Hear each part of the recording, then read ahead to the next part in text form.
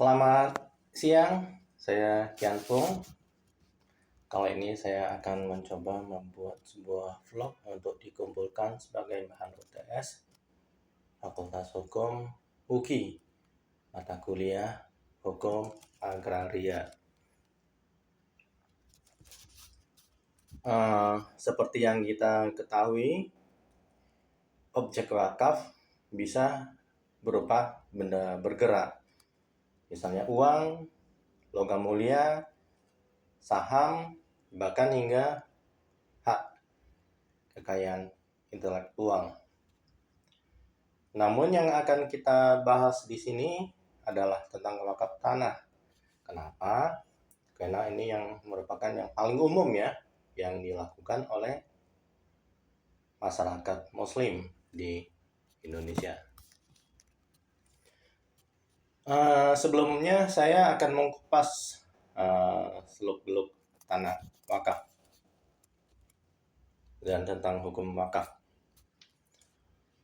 Hukum wakaf adalah salah satu bagian dari hukum Islam yang mengatur tentang penyerahan harta benda yang dimiliki oleh seorang muslim kepada pihak lain yang bertujuan untuk kepentingan umum dan tidak dapat ditarik kembali. Penyerahan ini dapat berupa tanah, bangunan, atau harta benda lainnya seperti yang kita sebutkan tadi, misalnya uang, logam mulia, saham, dan hak kekayaan intelektual. Di mana ini diwakafkan untuk kepentingan umum seperti pendidikan, tempat ibadah, kesehatan, atau kegiatan yang bersifat sosial lainnya. Banyak kasus di mana harta wakaf tidak terpelihara dengan baik, terlantar, atau bahkan dialihkan secara ilegal kepada pihak ketiga.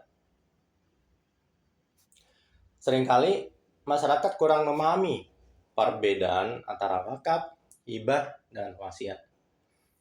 Oleh karena itu, wakaf sebagai peranata keagamaan yang memiliki potensi ekonomi perlu dikelola secara efektif melalui regulasi yang tepat.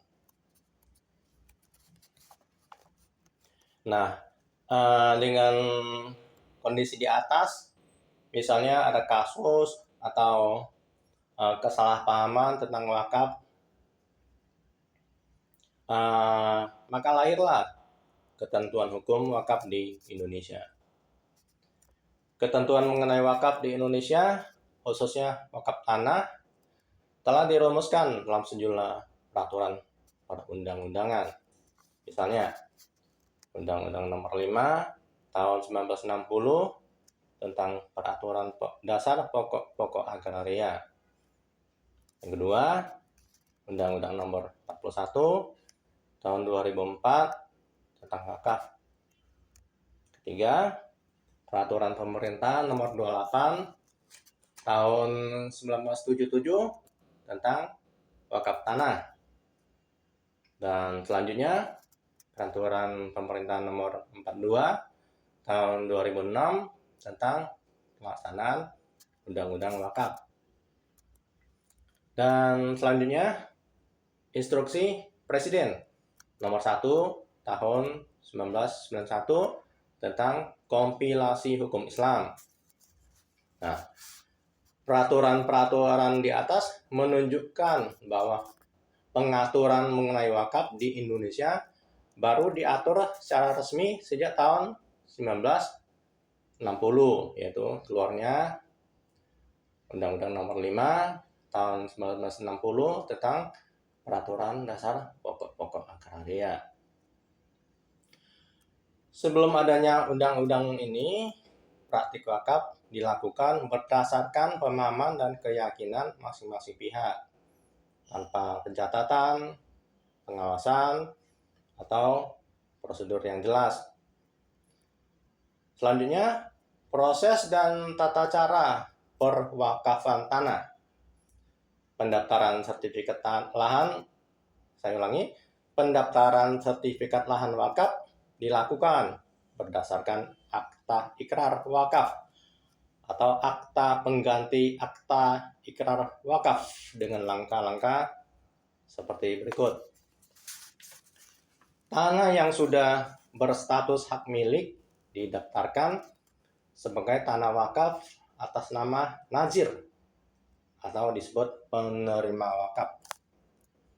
Yang kedua, jika hanya sebagian dari luas tanah yang diwakafkan, sertifikat hak milik harus dipecah terlebih dahulu, kemudian didaftarkan sebagai tanah wakaf atas nama nazir. Ketiga, tanah milik adat yang belum berstatus hak milik langsung didaftarkan sebagai tanah wakaf atas nama nazir. Keempat, hak guna bangunan, hak guna usaha, atau hak pakai di atas tanah negara setelah mendapatkan persetujuan pelepasan hak dari pejabat berwenang didaftarkan sebagai tanah wakaf atas nama nazir. Yang kelima, tanah negara yang di atasnya berdiri masjid, musola, atau makam didaftarkan sebagai lahan wakaf atas nama nazir. Dan yang keenam,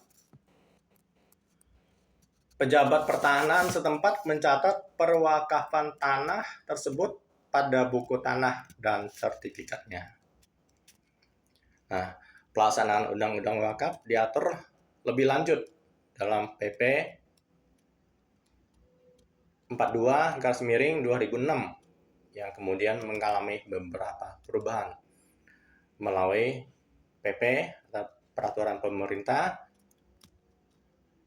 nomor 25 tahun 2018, JO Peraturan Pemerintah nomor 42 tahun 2006. Dengan berlakunya Undang-Undang Wakaf, ketentuan yang ada di dalam Peraturan Pemerintah nomor 28 tahun 1977 sebagian besar telah tercakup. Sehingga PP 28 tahun 1977 sebenarnya tidak lagi diperlukan. Namun masih dapat dijadikan pembanding untuk melihat perubahan regulasi. Nah, di dalam masyarakat Indonesia sering terjadi sengketa atau perdebatan tentang pelaksanaan wakaf di Indonesia. Nah, problematika seperti apa dalam hal pelaksanaan wakaf tanah di Indonesia? Seperti berikut ya. Pengalihan tanah hak milik melalui tanah merupakan bentuk pelepasan hak oleh wakif atau pihak pemberi wakaf dan ahli warisnya untuk tujuan ibadah, sosial keagamaan, dan peningkatan kesejahteraan masyarakat. Pelepasan hak ini tidak berarti memindahkan kepemilikan kepada nazir, melainkan mengubah status tanah tersebut menjadi aset yang dikelola untuk kepentingan umum. Pemahaman yang salah bahwa nazir adalah pemilik tanah bisa diluruskan dengan merujuk pada Peraturan Pemerintah nomor 28 tahun 1977, Undang-Undang Wakaf, dan Peraturan Pemerintah nomor 42 tahun 2006, JO Peraturan Pemerintah nomor 25 tahun 2018. Nah, di sini dapat ditarik kesimpulan, nazir bukanlah pemilik tanah, melainkan pengelola yang dapat digantikan jika tidak mampu menjalankan amanah. Kira-kira begitu ya. Berdasarkan pasal 13 dan pasal 14 Peraturan Pemerintah nomor 42 tahun 2006, maka masa jabatan seorang nazir adalah 5 tahun dan dapat diperpanjang. Selain itu, nazir wajib melaporkan pengelolaan wakaf kepada Badan Wakaf Indonesia. Jadi ada Badan Wakaf ya yang mengawasi tentang wakaf ini. Lalu tanah yang sudah diwakafkan tidak dapat diwariskan kepada ahli waris wakif. Ya, jadi tidak bisa diwariskan kepada ahli waris wakif. Setelah ikrar wakaf diucapkan, hak milik wakif atas tanah tersebut berakhir. Pengalihan objek wakaf menjadi harta warisan berupa pelanggaran terhadap Undang-Undang Wakaf. Pasal 40 Undang-Undang Wakaf melarang harta benda wakaf untuk dijadikan objek jaminan. Jadi nggak boleh ya. Benda wakaf itu dijadikan jaminan, itu tidak boleh. Ya, selain tidak boleh dijadikan objek jaminan, juga tidak bisa disita, tidak bisa dihibahkan, tidak bisa dijual, diwariskan, ditukar, atau dialihkan dalam bentuk apapun. Yaitu larangan yang ada di pasal 40 Undang-Undang Wakaf. Ya. Pelanggaran terhadap ketentuan ini dapat dikenakan sanksi pidana berupa penjara maksimal 5 tahun dan atau denda maksimal 500 juta rupiah. Ketentuan ini diatur dalam pasal 67 Undang-Undang Wakaf. Tanah milik yang dijadikan tanah wakaf memang sangat rawan terhadap adanya persengketaan. Persengketaan dipicu antara lain, misalnya pada waktu wakif atau pemilik atau yang mewakafkan tanah mengirarkan untuk mewakafkan tanah tetapi tidak disaksikan langsung, ya, tidak disaksikan secara langsung oleh ahli warisnya, atau pada waktu wakif masih hidup tidak langsung mensertifikatkan tanah yang akan diwakafkan. Itu ya. Atau setelah wakif meninggal, ahli waris mensertifikatkan tanah yang diwakafkan tanpa adanya persetujuan dari ahli waris yang lain. Nah, kita sampai ke tahap kesimpulan. Pengelolaan lahan wakaf yang tertib dan sesuai dengan hukum yang berlaku di Indonesia sangatlah penting. Undang-Undang Wakaf memberikan landasan hukum yang jelas, namun masih perlu pemahaman dan implementasi yang lebih baik di masyarakat.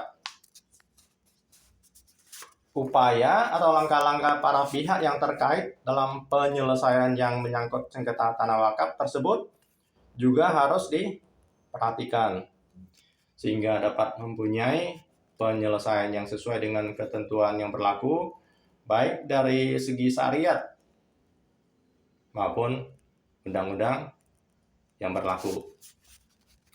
Dan supaya pengelola dan pengguna wakaf dapat mengambil manfaat tersebut sesuai dengan ketentuan yang telah diatur dalam undang-undang yang berlaku, sehingga terhindar dari kesalahan. Nazir sebagai pengelola wakaf memiliki tanggung jawab besar untuk memastikan bahwa harta wakaf dimanfaatkan untuk kegiatan sosial kemasyarakatan tanpa ada pelanggaran terhadap ketentuan hukum yang berlaku. Sekian, terima kasih.